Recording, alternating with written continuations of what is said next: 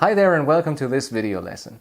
This time I'd like to show you the guitar solo to the song Pigs on the Wing, which was recorded by Snowy White and which you could only hear back then when you had the 8-track version of the song. Snowy White recorded this beautiful solo in just one take because David Gilmour's original guitar solo had been erased. And once again I've prepared a free tab for you as a download, and you can find that if you click on the link in the video description or the first pinned comment. Before we take a look at the actual solo, let's talk about tone control. There are a lot of vibratos and bends in this solo, and if you still haven't learned to play a controlled vibrato, so if yours still sounds shaky or nervous, or if your bends are always out of tune, you should really spend a lot of time working on that first. These techniques are essential, and especially in slow solos, they're extremely important to make everything sound the way it's supposed to. So, what can you practice beforehand? You can start by playing a few notes and practice a nice, slow, steady vibrato with each finger.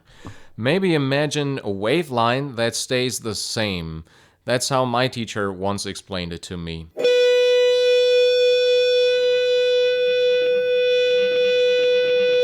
Not stronger at the beginning and then weaker, or the other way around, but really consistent once you've chosen the speed of the vibrato. That would be a slow one, and that would be a rather fast one. I wouldn't play it faster than this because then it would start to sound unpleasant. Yeah, you would never hear something like this from a guitarist like David Gilmour or Snowy White. That's exactly why they're so well known for their tone control and why people still enjoy listening to these songs 50 years later. With vibrato, that's the idea. With bending as practice, you should always play the target note first so you have it clearly in your ear, and then bend up to it.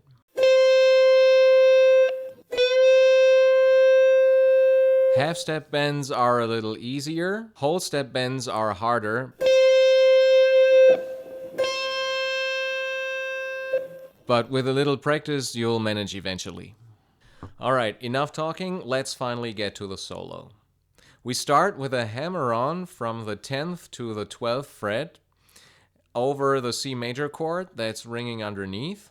That means we're playing from the note D up to the note E, which belongs to the C major triad. That's why it fits perfectly and sounds so good.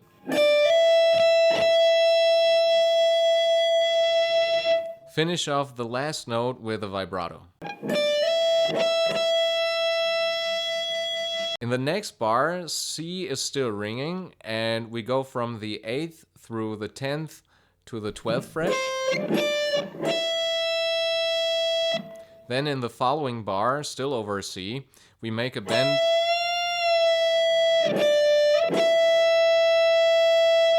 from the 12th up to the 13th fret, release it again,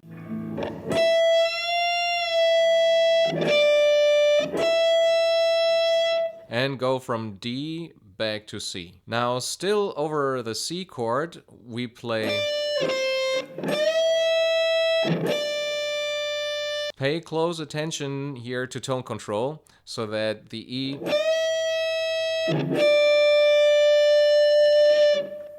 sounds cleanly and that the release to D rings nicely. Because that note connects this bar with the next, where we move to G. Over G, we do a little hammer-on and pull-off lick, followed by a slide.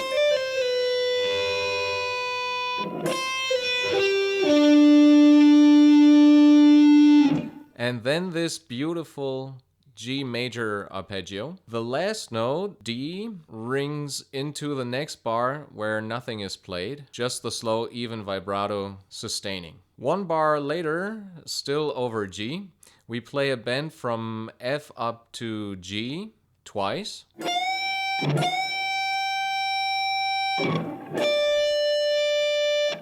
And then the note D.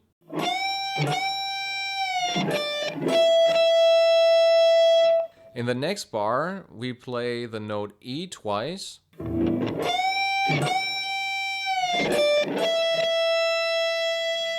That part is repeated with another bend, which again rings into the following bar. Then we move to the next bar over A minor, and again we have a very beautiful arpeggio.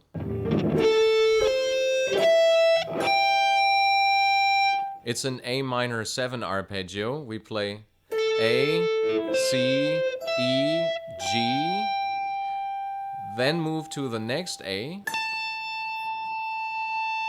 on the 17th fret, then to a G, and do a pull off into the next bar over D.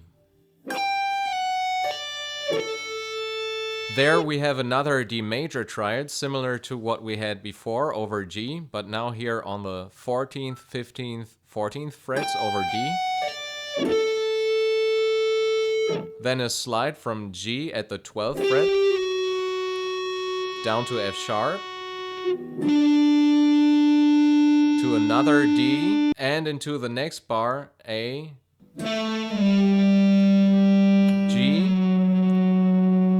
then a slide to F sharp. Here's that whole figure again.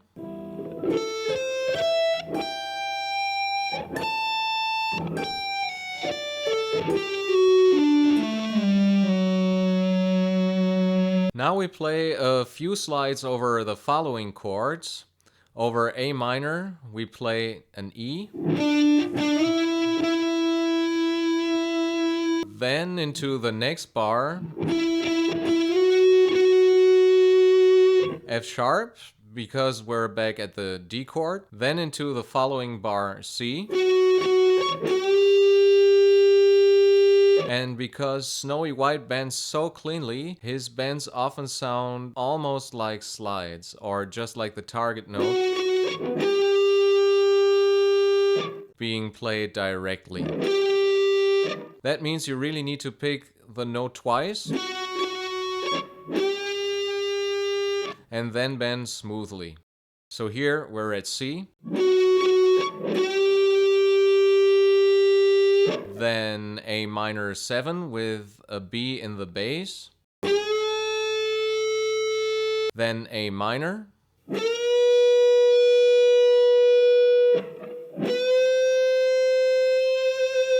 And then later over the G chord,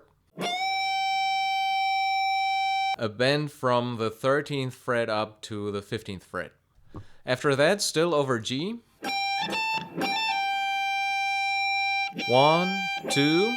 Here we have the first 2/4 bar in the whole solo. There we are at C. This is still over G. Then twice over C. And the third note again in a 3/4 bar over G.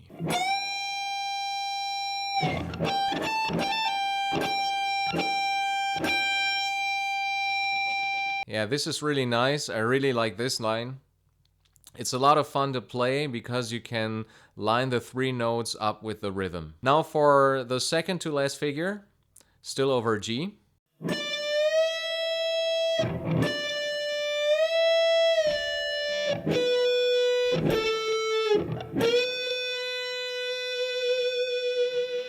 With another change into a 2/4 bar and back to G.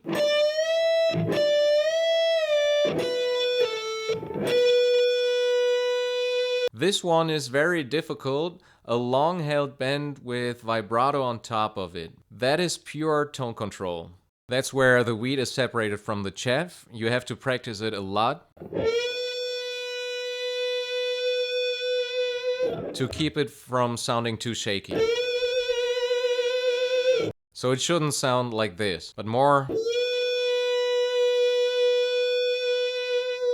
controlled and restrained. Finally, the very last figure, again over this 2/4 and then 3/4 C and afterwards G.